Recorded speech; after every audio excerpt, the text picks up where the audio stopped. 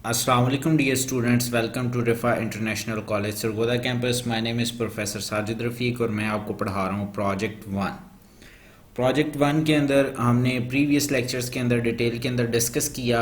Project की briefing को हमने डिटेल के साथ डिस्कस किया कि कौन कौन से फाइनल ईयर प्रोजेक्ट्स आप क्रिएट कर सकते हैं।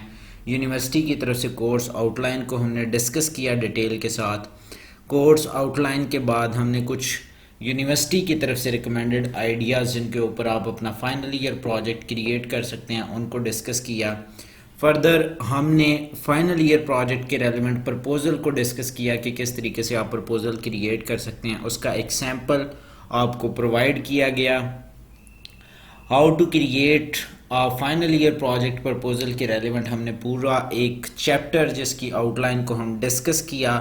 फर्दर लेक्चर के अंदर हम उस चैप्टर को कंप्लीट डिटेल के साथ डिस्कस करेंगे। प्रोजेक्ट टाइमलाइन यानी कि गैंट चार्ट को हमने डिटेल के साथ डिस्कस किया।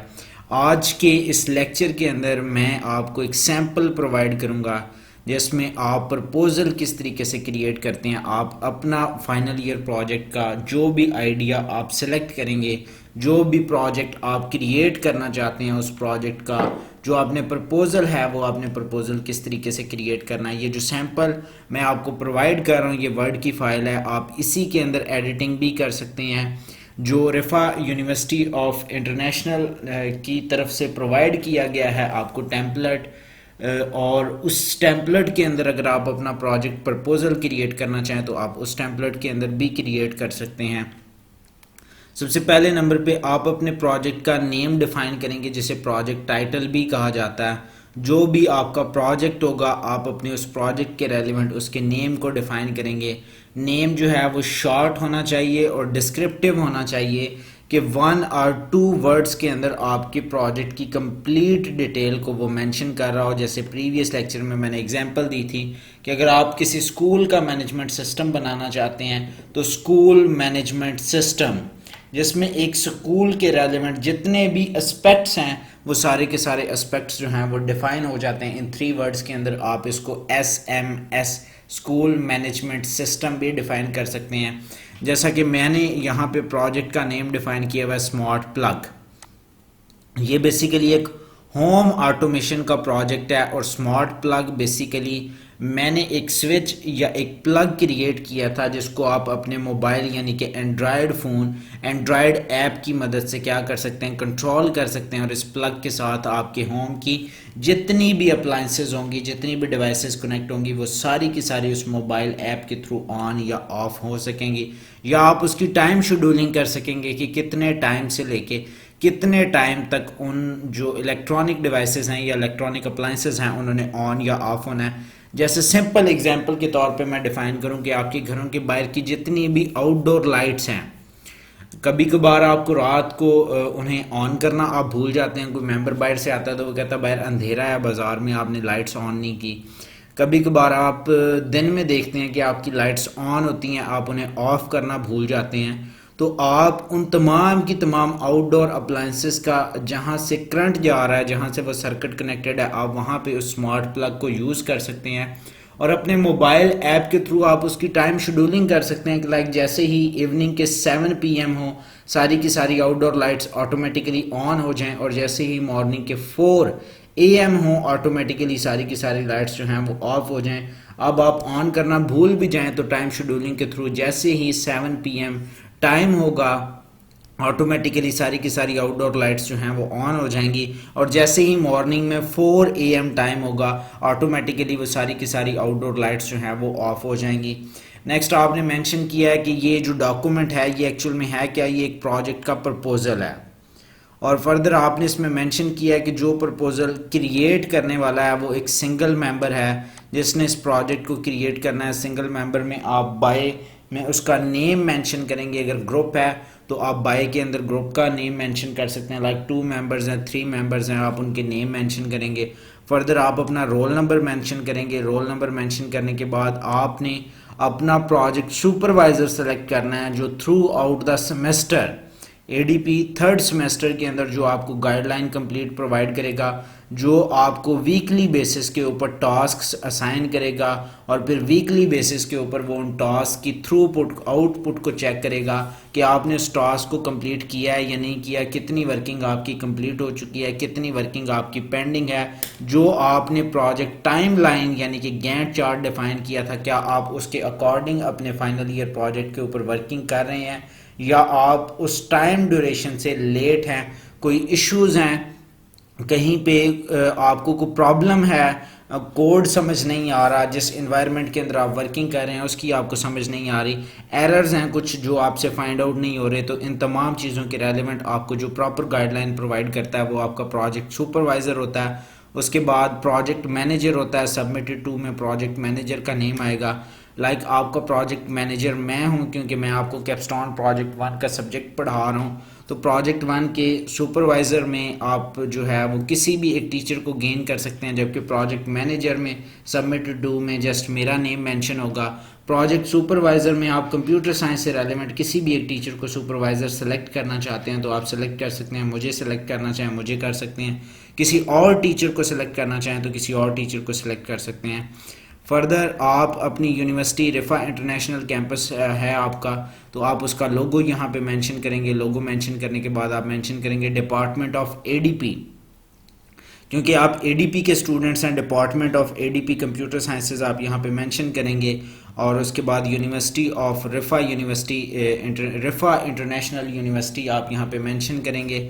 फर्दर आपने अपने प्रोजेक्ट का इंट्रोडक्शन देना है। इंट्रोडक्शन के अंदर वही चीज़ जो मैंने मेंशन की थी कि question is what smart plug is, कि आपके माइंड में जो क्वेश्चन आ सकता है मेरे इस प्रपोजल के रेलेवेंट या मेरे इस प्रोजेक्ट के नेम के रेलेवेंट, वो क्वेश्चन ये हो सकता है कि एक्चुअल में ये स्मार्ट प्लग है क्या। तो देखें मैंने इसे बड़े अच्छे तरीके से डिस्क्रिप्टिव वे के अंदर जस्ट 2 लाइन्स के अंदर डिफाइन किया है कि easily turn on off your appliances from anywhere in the world by N Android app, कि आप अपनी एंड्रॉयड ऐप को यूज़ करते हुए, एंड्रॉयड मोबाइल को यूज़ करते हुए एनीवेयर किसी भी जगह पर इन द वर्ल्ड दुनिया में अगर आप कहीं पर भी हों तो आप अपने घर की या अपने ऑफिस की तमाम अप्लायंसेस को ऑन या ऑफ कर सकते हैं easily with the help of Android app. You can also set some customized rules to turn it on off as you schedule, कि आप इसमें क्या कर सकते हैं, सम कस्टमाइज्ड रूल्स को यूज़ कर सकते हैं। एग्जांपल के तौर पे जैसे एक रूल यहाँ पर डिफाइन किया गया है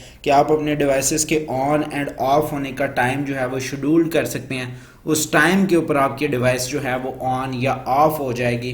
तो ये अब कंप्लीट जस्ट 2 लाइंस जो हैं ये मेरे कंप्लीट प्रोजेक्ट के डिस्क्रिप्शन को यहाँ पे डिफाइन कर रही हैं कि कोई भी मेंबर, कोई भी रीडर जैसे ही इस इंट्रोडक्शन को रीड आउट करेगा तो उसके माइंड के अंदर इस प्रोजेक्ट का जो है वो आइडिया आ जाएगा। फिर platform for testing in virtual environment, कि अगर आपका जो प्रोजेक्ट है उसकी आपने टेस्टिंग करनी है तो टेस्टिंग के लिए जो सॉफ्टवेयर या जो एनवायरनमेंट आप यूज़ करेंगे उस एनवायरनमेंट का आप यहाँ पे नेम मेंशन करेंगे। मैं फ्रिटिजिंग एक सॉफ्टवेयर है, इसको यूज़ करता हूँ प्रोजेक्ट जो है वो टेस्टिंग पर्पज़ के लिए, तो मैंने यहाँ पे इसका नेम मेंशन किया हुआ है। फर्दर यूजेबिलिटी आप डिफ़ाइन करते हैं अपने प्रोजेक्ट की। यूजेबिलिटी के अंदर आप डिफ़ाइन करेंगे कि आपका ये जो प्रोजेक्ट है ये किस पर्पस के लिए आपने क्रिएट किया है और इसके क्या क्या एडवांटेजेस होंगे और डेली लाइफ या प्रैक्टिकल लाइफ के अंदर इसकी क्या यूजेबिलिटी होगी, किस तरीके से आप इसको यूज़ करेंगे।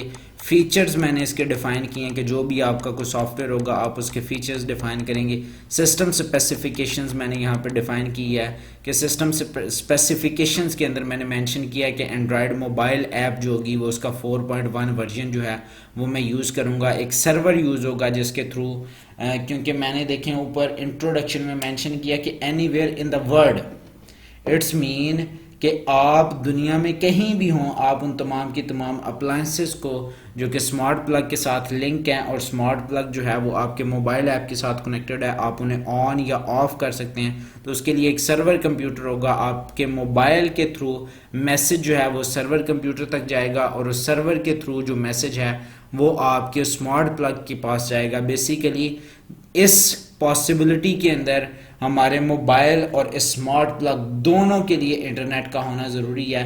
अगर दोनों में से किसी एक थिंग के पास भी इंटरनेट अवेलेबल नहीं होगा तो ये जो फंक्शनैलिटी या ये जो वर्किंग है ये परफॉर्म नहीं हो सकेगी। गेटवे बेसिकली वो सर्वर है जिसको हम यूज़ करेंगे। डोमेन कोई भी हो सकती है, जैसे मैंने यहाँ पे इंटरनेट मेंशन किया है। तो हार्डवेयर यूज्ड, जो हार्डवेयर कंपोनेंट्स मेरे इस प्रोजेक्ट के अंदर यूज़ होंगे मैंने उनको यहाँ पे मेंशन किया है। सॉफ्टवेयर जो कंपोनेंट्स यूज़ होंगे मेरे, मैं उन सॉफ्टवेयर कंपोनेंट्स को भी यहाँ पे यूज़ करता हूँ, मेंशन करता हूँ। इसके अलावा further problem and their solutions यहाँ पे मेंशन किए गए हैं प्रपोजल्स के अंदर कि इस प्रोजेक्ट को क्रिएट करते हुए मुझे किन किन प्रॉब्लम्स को जो है फेस करना पड़ सकता है और उन प्रॉब्लम्स के एक्सपेक्टेड सॉल्यूशंस क्या हैं। जैसे through this application one can control this plug from anywhere anytime without beginning physical present at the moment, and it is also compatible with the all Android devices, Android 4.1 and iOS. Hence everyone can use this application. The smart plugs make it easy to manage your household electronic devices anywhere in the world, a tap of your smartphone. Any user can schedule this plug to turn itself on or off with their features. कि problems क्या क्या आपको occur हो सकती हैं और उन problems के क्या क्या आपके सॉल्यूशंस हो सकते हैं। कि लाइक जो आपने एंड्रॉयड एप्लीकेशन क्रिएट की है वो एंड्रॉयड एप्लीकेशन ऐसा ना हो कि एंड्रॉयड के सिर्फ वर्जन 4.1 के ऊपर जो है वो रन हो। अगर आपका वर्जन लाइक 5.1 है या लाइक 5 है तो उसके ऊपर वो एप्लीकेशन रन ना हो। इसमें प्लेटफॉर्म इंडिपेंडेंसी हो कि एक सर्वर से, एक मोबाइल से तो ये डिवाइस एग्जीक्यूट हो रही है, फंक्शनैलिटी परफॉर्म कर रही है, लेकिन दूसरी डिवाइस से फंक्शनैलिटी परफॉर्म नहीं कर रही। तो ऐसे जो चीज़ें हैं ये प्रॉब्लम्स क्रिएट करती हैं। जैसे आपने कोई एक सॉफ्टवेयर क्रिएट किया है, वो HP के कंप्यूटर के ऊपर तो रन होता है लेकिन डल के कंप्यूटर के ऊपर रन नहीं होता, हायर के कंप्यूटर के अंदर रन नहीं होता। तो ऐसे सॉफ्टवेयर्स या ऐसी एप्लीकेशंस जिनमें मशीन इंडिपेंडेंसी नहीं होती, वो एप्लीकेशंस मार्केट के अंदर ज़्यादा फेमस नहीं होती या यूज़ नहीं होती। देखिए अगर HP के कंप्यूटर के ऊपर जस्ट वो एप्लीकेशन यूज़ हो रही है, लाइक कल को आप अपना कंप्यूटर सिस्टम चेंज करते हैं, आप HP से डेल या हायर की तरफ मूव करते हैं, तो इट्स मीन कि जो सॉफ्टवेयर आपने क्रिएट करवाया था या जो आपने फाइनल ईयर प्रोजेक्ट क्रिएट किया था वो तो वेस्ट हो जाएगा। तो ऐसे प्रॉब्लम्स जो हैं वो अक्कर हो सकते हैं, उनके सॉल्यूशंस का आपको ख्याल करना पड़ता है। आप अपने प्रोजेक्ट के अंदर फ्लेक्सिबिलिटी रखते हैं कि जैसे ही मार्केट के अंदर न्यू टेक्नोलॉजी इन हो आप अपने प्रोजेक्ट को अपग्रेड कर सकें उस न्यू टेक्नोलॉजी के रेलिवेंट। फिर करेक्टरिस्टिक्स ऑफ एंड प्रोडक्ट्स के जो प्रोडक्ट्स यानी कि जो hardware components and software components मैंने उन प्रोजेक्ट्स के अंदर यूज़ करने हैं, उनकी क्या क्या करेक्टरिस्टिक्स होंगे। और उसके बाद रेफरेंस के ये जो आइडिया मैंने गेन किया, ये आइडिया मैंने कहाँ से गेन किया, तो ये तमाम की तमाम जो डिटेल है ये सारी की सारी डिटेल बेसिकली मेरे पास क्या कहलाती है, प्रपोजल कहलाती है। ये कंप्लीट प्रिपेयर्ड प्रपोजल है जो यहाँ पे क्रिएट किया गया। अगर आप इसी प्रपोजल के अंदर एडिटिंग करना चाहें तो आप इसी प्रपोजल के अंदर एडिटिंग कर सकते हैं। अदरवाइज सेकंड एनवायरनमेंट है हमारे पास, इस एनवायरनमेंट के अंदर प्रपोजल का एक टेम्पलेट आपको डिफाइन किया गया है जिसको लेक्चर 1 के अंदर मैंने डिस्कस किया था। ये जो टेम्पलेट है ये आपकी रिफा इंटरनेशनल यूनिवर्सिटी की तरफ से आपको प्रोवाइड किया गया। आप इस टेम्पलेट के अंदर भी एडिटिंग करके जो है वो अपना फाइनल ईयर प्रोजेक्ट का प्रपोजल जो है वो क्रिएट कर सकते हैं। जैसे कि आप स्क्रीन के ऊपर व्यू करें तो यहाँ पे ये जो प्रोजेक्ट है ये इसके रेलेवेंट आपको टेम्पलेट जो है वो प्रोवाइड किया जा रहा है। इस टेम्पलेट में पहले नंबर पे प्रोजेक्ट टाइप पिक या टाइटल आपने डिफाइन करना है। लेकिन लाइक इस जो बार है यहाँ पे आप डिफाइन करते हैं कि school management system, group members में रोल नंबर्स एंड नेम्स आपने डिफाइन करने हैं। इंडिविजुअल हैं तो सिर्फ एक मेंबर का नेम और रोल नंबर आएगा। अगर आप एक से ज़्यादा हैं लाइक 2 हैं या 3 हैं तो 3 रोल नंबर्स एंड 3 नेम्स आप यहाँ पे मेंशन करेंगे। एब्स्ट्रैक्ट में बेसिकली वही इंट्रोडक्शन होगा जो प्रीवियस मेरे प्रपोजल के अंदर ये डिस्क्रिप्टिव होना चाहिए। मार्केट रिसर्च गैप्स में आपने यहाँ पे डिफाइन करना है कि कौन कौन से रेफरेंसेस हैं जहाँ से आपने इस प्रोजेक्ट को क्या किया, सर्च किया।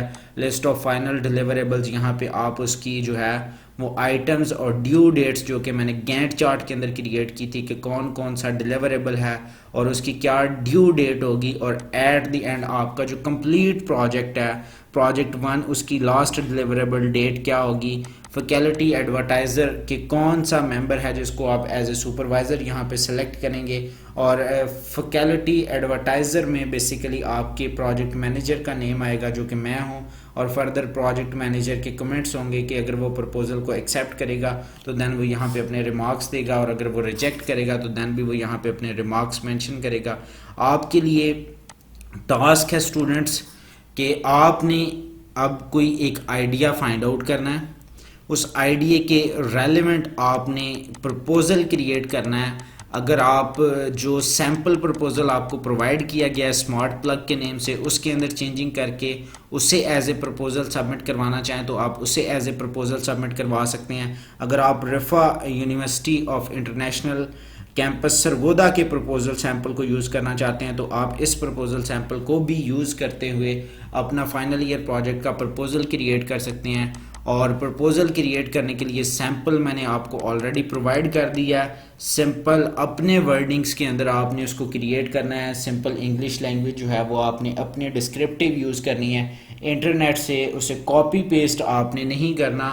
आइडिया के लिए अगर आपको हेल्प चाहिए हो तो आप मुझसे कॉन्टेक्ट कर सकते हैं, कमेंट्स के अंदर आप मेरे साथ डिस्कस कर सकते हैं। हम एक एडिशनल क्लास जो है वो ऑनलाइन लर्निंग सॉफ्टवेयर को यूज़ करते हुए, जो कि zoom.com या zoom डॉट है हमारे पास सॉफ्टवेयर, तो zoom को यूज़ करते हुए हम उस क्लास को कंडक्ट कर सकते हैं। उस क्लास के अंदर आप मेरे साथ डिस्कस कर सकते हैं कि कौन कौन से प्रोजेक्ट्स आप क्रिएट कर सकते हैं, कौन सा प्रोजेक्ट आपको क्रिएट करना चाहिए, क्या चीज़ आपके लिए बेनिफिशियल होगी। इन टॉपिक्स के रेलेवेंट कोई भी क्वेश्चन हो, प्रपोजल क्रिएट करने के रेलेवेंट कोई भी क्वेश्चन हो, सॉफ्टवेयर्स के या फाइनल ईयर प्रोजेक्ट्स की ब्रीफिंग के रेलेवेंट आपको मज़ीद कोई भी क्वेश्चन हो तो आप मुझसे कमेंट्स में डिस्कस कर सकते हैं। थैंक यू स्टूडेंट्स, अल्लाह हाफिज़।